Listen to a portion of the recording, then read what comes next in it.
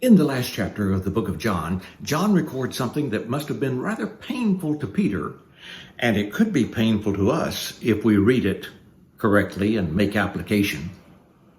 You remember that Peter denied the Lord 3 times, and of course he wept bitterly about that. It hurt him.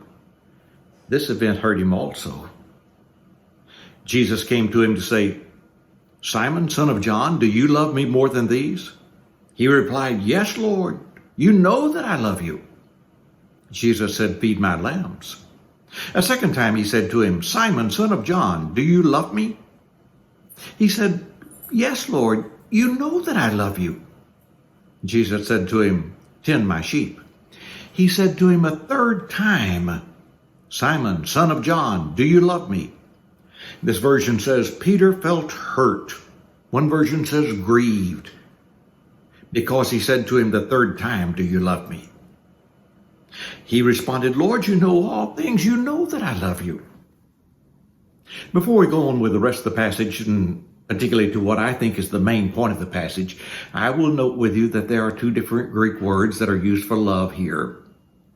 Jesus actually asked, as I interpret those 2 words, do you choose to love me? Is it a willful volition of your heart?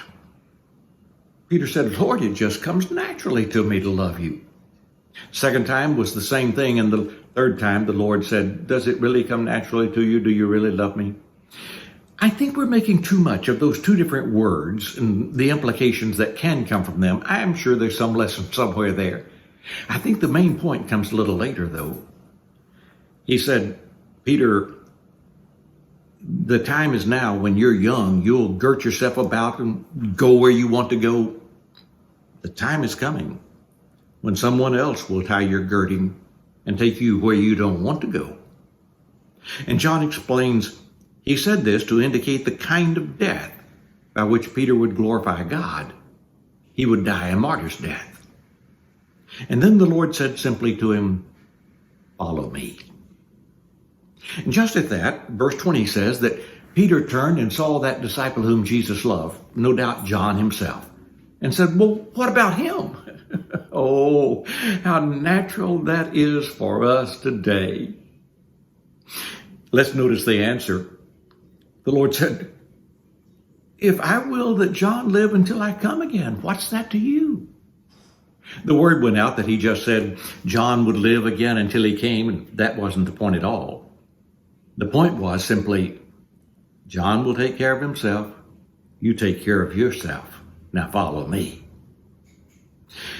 I think the main lesson for us out of this passage is to follow the Lord and take care of ourselves.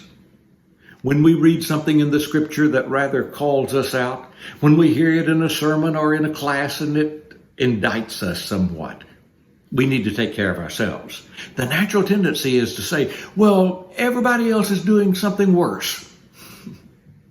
When someone comes to us and asks us to do a service, let's not say, what about somebody else? I've already done my share.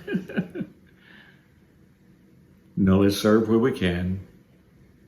Let's accept any indictment from the scriptures and make appropriate changes. Let's listen to those 2 very important words of Jesus to Peter and apply them to ourselves. Follow me.